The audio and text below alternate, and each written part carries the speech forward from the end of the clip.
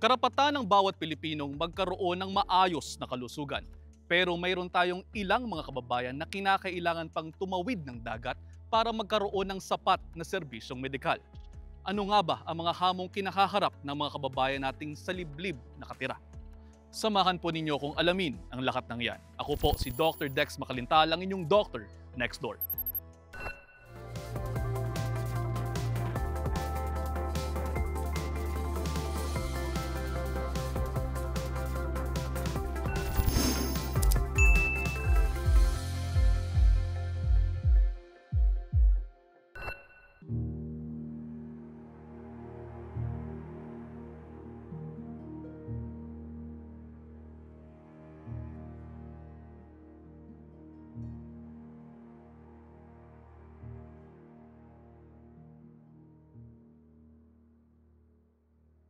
Maaliwalas ang panahon sa Mauban, Quezon kahit may bagyong papaalis na humihila sa hanging habagat. Isang normal na araw sa isang tahimik na bayan.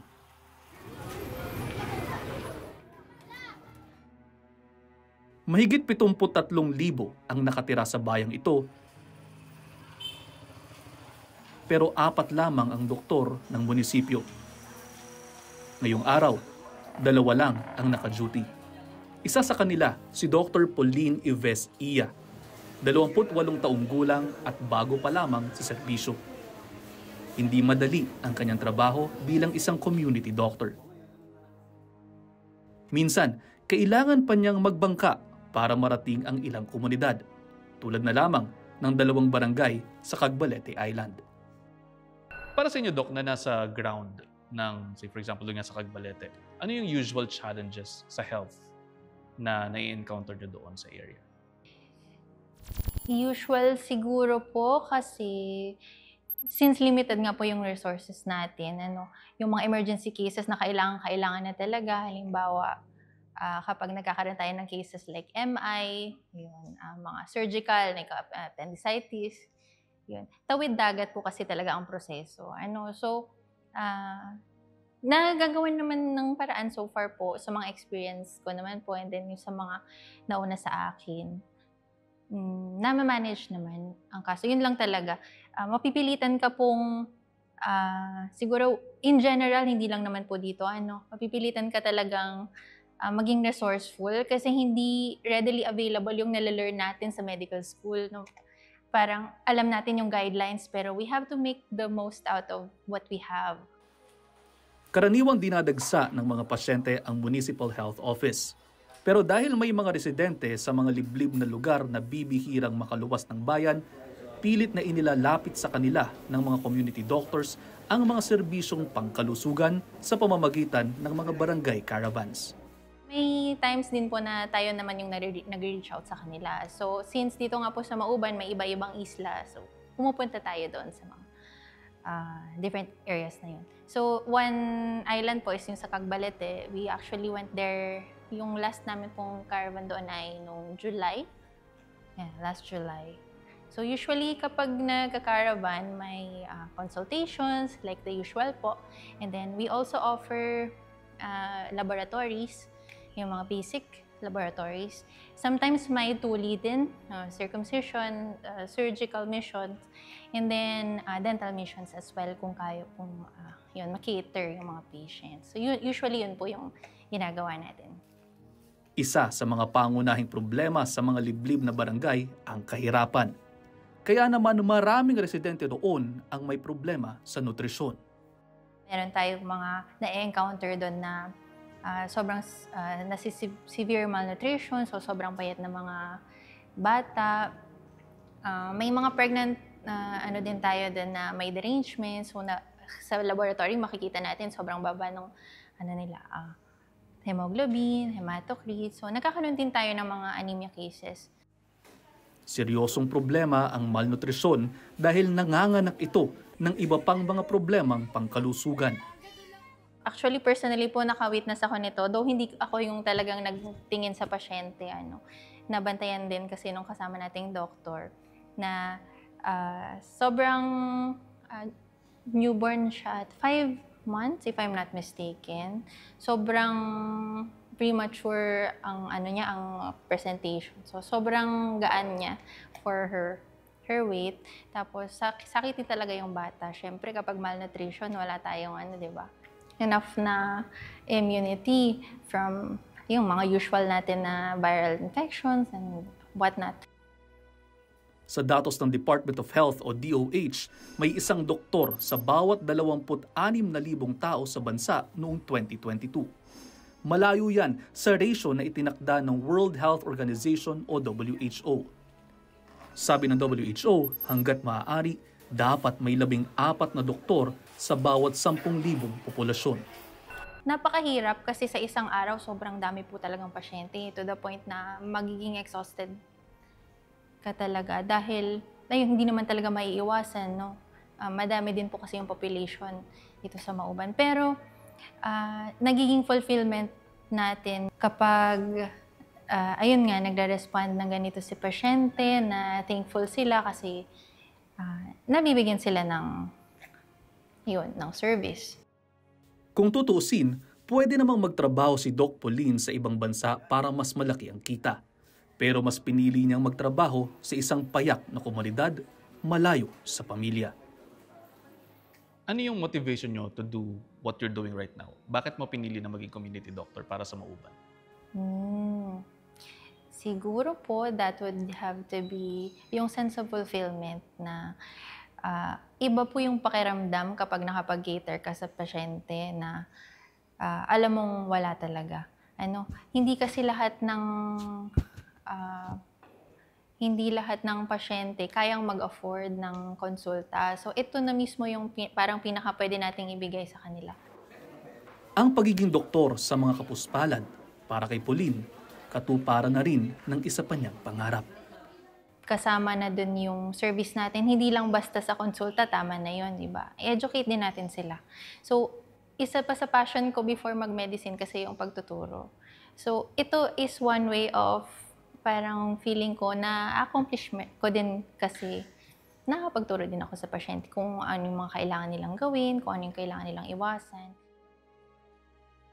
Dahil 4 lamang ang doktor ng munisipyo, katuwang nila sa pagbibigay serbisyo ang mga rural health workers tulad ni Rowena Bodlis na 2 dekada ng midwife.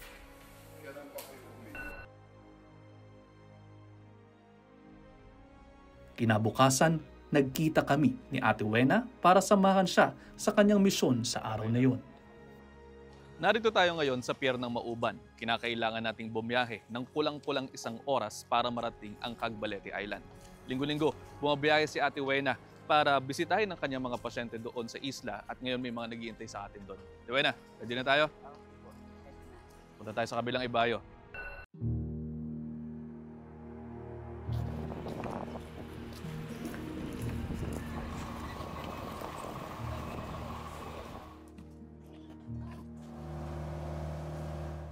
Tuwing bibisita sa isla, bit-bit ni Ate Wena ang lahat ng medical supplies na kaya niyang dalhin para sa mga residente. Yung mga gamot ngayon na dala ni Ate Wena, dadalhin natin sa Cagbalete Island. Ate Wena, anong laman ito? Vaccine. Mga vaccines. Anong mga bakunang laman ito? Ang laman po ngayon ito kasi nga, yung po kompletong pagbakuna natin, Penta, OPV, yung every Wednesday ginagawa. Pero sa ngayon po, hindi po ito kompleto kasi ngayon lang po naman tayo. Kompletong pagbakuna po para sa mga 0 to 12 months. Habang nasa bangka, nakakwentuhan ko si Ate Wena tungkol sa kanyang trabaho. Ano ang masasabi ninyong pinakamahirap na bahagi ng trabaho ninyo bilang midwife na pupunta ng island? Ay, di yung kung ano yun sa gabi, bigla ka na lang tatawagin, may emergency. Katulad doon, may nagpatuli po ba sa pukpok? Ay, di dugon-dugo. Pinuntahan ko, ay di dinala ko din sa center. Doon ko na lang po tinahin. Doon ko na lang po inayos yung tuli. Kasi train naman po kami, tinrain po kami din sa RH. Ay, di kung ako po ay wala doon, dapat na iuwi pa yung bata. Mas maganda po, may mapapa-assign na talagang doktor. Kasi yan po ay malaki population na kulang na 4,000. 3,500 something. Sabi ko nga, Dok, ma-action naman no, doon, masyadong ma-action doon. Kaya talagang, ang sabi ko nga, dapat ang mapapa-assign dito talaga, yung train na talaga. Yung, hindi pwede ang baguhan. Payapa naman ang dagat nang bumiyahe kami. Matapos ang halos 1 oras, narating na namin ni Ate Wena ang isla.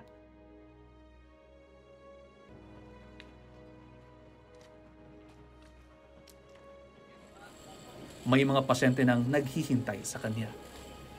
Sa ating pagbabalik, isa sa mga karaniwang problema sa mga liblib na lugar ay ang malnutrisyon. Paano nga ba ito tinutugunan ng ating gobyerno?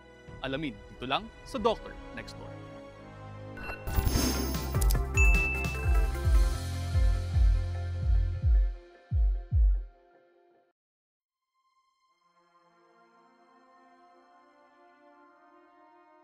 Agad naming sinamahan ang grupo ni Ate Wena sa pagbisita sa ilan nilang pasyente sa isla. Ba't di ka bumabalik? Balik ka bukas. Pinuntahan nila sa bahay ang isang bagong panganak at binakunahan ang kanyang sanggol na 1 linggo pa lamang. Makabahaba pa ang araw ng grupo ni Ate Wena. Kasi sila po yung nag-aalaga mga BM. Kasama ang ilang barangay nutrition scholars, binisita rin namin si Arlene Tero, 40 taong gulang at may mga malnourished na anak. Mangingisda ang kanyang asawa, pero hindi raw parating mabait ang karagatan para sa kanila. Kamusta naman po ang buhay dito sa isla? Misa po nakakaraos, misa lang po mahirap. Paano po yung mahirap na sinasabi ninyo? Minsan po kasi pag malakas, apektado po ang hanap buhay ng asawa ko. Ay doon lang po kami nakuha ng pangailangan. Ano po bang trabaho ni Sir? Naninimilya po. Na? Naninimilya. Minsan po naglalambat. Ay minsan po walang huli. Paano po yun? Paano nyo po nilaraos yung araw-araw? 6 po anak nyo. Ay nagbabudget po ng tipid. Hindi ko nagastos ng hindi ko karapat-dapat. Kumbaga po yung aking bibili, aking lang po tinatago para pambaho ng mga bata. Kapangailangan nila sa araw-araw. 9 na dapat ang anak ni Arlene, pero 3 sa kanila ang namatay dahil daw sa impeksyon sa dugo. Ang isa naman sa kanyang bunsong kambal, kulang sa nutrisyon at sakitin. Ayun po, pinapacheck up po sa doktor din sa kami. Sa center din po. Ay kahit po ano bigay sa kanyang vitamins, hindi nagbabago ang katawan. Ano daw pong problema? Okay naman daw po ang kuha ng bata. Sabi, may ka na po siya kumain. Malakas daw dumidi. Talagang wala pagbabago ang katawan lang niya. Pati si Arlene, mayroon ding iniindang sakit. 20 taon na ang kanyang bukol sa leeg, pero hindi niya mapagamot. Pansin po natin, meron pong bukol dito po sa leeg. Napatingnan nyo na po ba yan? Ito po ay nakuha sana sa gamot. Kaso lang po nabuntis po ako. Ay bawal ako mabuntis. Ay mas pinili ko kasi magkaanak. Kasi 5 taon pa kami nagsasama. Ay yung 5 taon na po na nun ay pinapila kung gusto ko daw po anak o opera. Kasi pa ako inoperahan, pwede hindi ako buntis. Sabi ko ay gusto ko po magkaanak. Again, gituloy ko na lang papag-aanak. Natigil po ang gamot ko. Kahit salat sa buhay, tuloy-tuloy lang sa pag-aanak si Arlene. Takot din po ako magkumamot ng control. Bakit po? Ano pong problema natin sa birth control? Ay wala naman po. Kasi lang po ay parang hindi ko pa susubukan. Pero ngayon po naman ay nagkukuhan pa. Ang gamit lang po, ang control lang po namin ngayon ay kuhan pa lang po yung calendar. Ay sa awa naman po ng Diyos, di pa ako nabubuntis. Dahil kulang sa nutrisyon, madalas magkaubo, sipon at lagnat ang mga bata. Minsan pa nga, kinakailangan nilang tumawid ng dagat para mapaospital ang kanyang mga anak. Habang kinukwento sa amin ang kanyang karanasan, napaluha na lamang si Arlene. Ay, ang gusto ko po ay kat po ako lang hawak na pera. Basta po ako yung maka-check up lang po siya. Kat po malakas. Malakas ang alon. Talaga po umuwi ako. Kasi nga po, mahirap po mawala ng anak. Kaya po kahit sabihin lamang niyo, uwi po ako kasi kaya ako namawala ng bata ng anak. Kasi sakit sa pakiramdam ng magulang na mawawalan ako ng anak. Dahil 3 beses nang namatayan ng anak si Arlene, labis ang kanyang pangamba tuwing nagkakasakit ang mga bata. Kahit po, wala po ako talaga nun. Sabi ko, may pilit naman po ako. Kahit budget konti, okay na to. Masawag lang ako wala ng anak. Ay, ito yun. Nasa yun ako nasa isip ko, ayaw ko na mawala ng anak. Kaya ako buting pakiramdam ng anak ko. Inuwi ko na sa doktor. Lalo kasi dito sa amin kasi mahirap kasi malakas nga pandagat, tawid dagat. Basta po walang bangka na nauwi. Kailangang unahin ni Arlene ang kapakanan ng mga anak, kaya naman naisasantabi niya ang sariling problema sa kalusugan. Ang sa isip ko lang po, kung ako nagpa-opera, di ba bawal magbuhat? Eh kasi ako pa naghahanap buhay. Eh kung wala po akong mapapag-iwanan, abay ko, saka na lang, pag malaki na lang po ang kambal. Yung kumbaga, kaya lang sarili nila ba? Na di ko na sila kayang buhatin, di ko na sila kailangang intindihin. Yung kaya na po. Siguro naman loobin ng Diyos na ko yung hindi pa kuhain. Baka po magpa-opera rin po ako.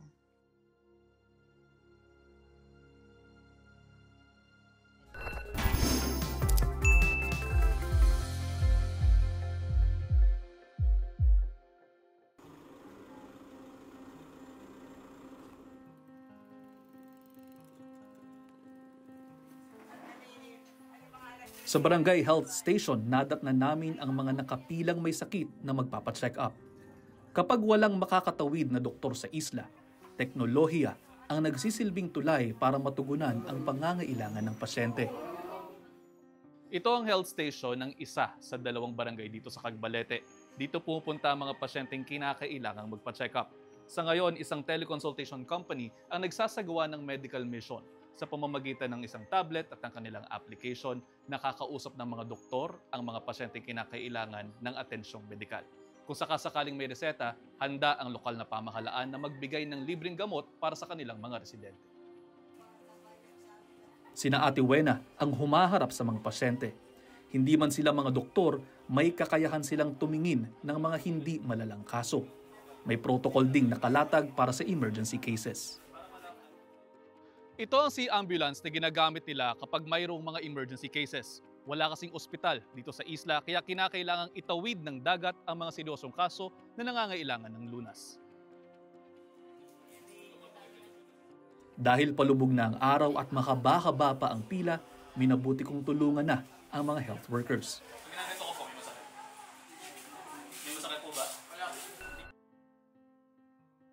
Habang hinihintay ang bangkang sasakyan namin pabalik sa sentro ng Mauban, nakakwentuhan ko ulit si Ate Wena. Nagkaroon ba ng pagkakataon na nasakripisyo niyo po yung sarili niyong pamilya sa pagsiservisyo dito po sa iba?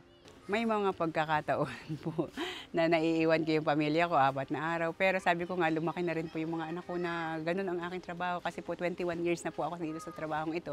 At maliliit pa po yung mga anak ko ngayon ay college na, yung isa po ay nagtatrabaho na din. Talaga po nasasakripisyo kasi may mga time na iba po yung duty sa barangay na nakakauwi ka sa hapon kaysa po dito sa mga coastal barangay at saka mga island. Meron bang mga pagkakataon na naisip nyo na ay sana hindi na lang ako naroon sa isla, nasa pamilya na lang ako? Wala po naman. Kasi po pag po nga mahal mo yung trabaho mo, kahit ano pong hirap, talagang gagawin mo. At saka sabi ko nga po, parang wala na rin ako nararamdamang hirap kasi nga parang nasanay na ako. Parang routine na po ba ang nangyayari. Ayon kay Dr. Ron Marara, Municipal Health Officer ng Mauban, sinisikap nilang mapabuti pa ang mga serbisyong pangkalusugan sa kanilang bayan. Pero aminado siyang may mga hamon silang kinahaharap. Pagdating sa health situation, marami pa rin dapat gawin, siyempre. Pero right now, sa aming programa ng e-consulta, since kami province-wide health system, so medyo maganda ang rollout with the help of our governor, Dr. Helen Tan, and of course our mayor, Ninong Erwin Pastrana. So currently, nasa top naman kami when it comes to e-consulta. Pero marami pang dapat gawin. yung mga preventive programs. Sa maternal health, medyo hindi maganda yung aming status kasi may mga mothers pa rin and babies kaming mga mortalities namin. Pero we're stepping up our programs, no? Lalo na this year, to provide our basic support. Kamusta naman tayo when it comes to mga health facilities natin dito sa bayan? Yeah, ang Mauban, isa sa merong kompleto, no, na facility, like meron kaming lying in ngayon, meron kaming molecular lab, and yung aming services ay kompleto, like meron kaming level 2 laboratory, meron kaming pharmacy with license, and x-ray department. Pagdating naman sa problema sa malnutrisyon, tinutugunan na raw ito sa pamamagitan ng pagbuo ng bagong pulisiya. So meron kaming ordinance ngayon when it comes to nutrition. So kapapasara niya lang ngayong taon. So we're scaling up our first 1,000 days, no, of life, and then sa nutrition program namin. Kasi dati ang aming Municipal Nutrition Action Officer is nasa DSWD. Pero ngayon kasi nasa health na, no? Pero ang lahat ng pulisiya, pasilidad, serbisyo, kinakailangang maramdaman din ng mga tulad ni Arlene at kanyang mga anak na dagat ang pagitan bago makakuha ng kaunting ginhawa sa buhay. Hitik sa likas na yaman ang maraming lugar dito sa atin sa Pilipinas. Isa na riyan ang Cagbalete Island dito sa Mauban, Quezon. Pero sa likod ng malaparaisong ganda nitong isla, nakakubli ang problema sa kahirapan na sanhi ng problemang pangkalusugan. Sapat na suporta at pangmatagalang programa ang kinakailangan upang ito ay masolusyonan. Hanggang sa muli, ako po si Dr. Dex Bacalintal, ang inyong kaagapay sa kalusugan. At ito ang Dr. Next Door.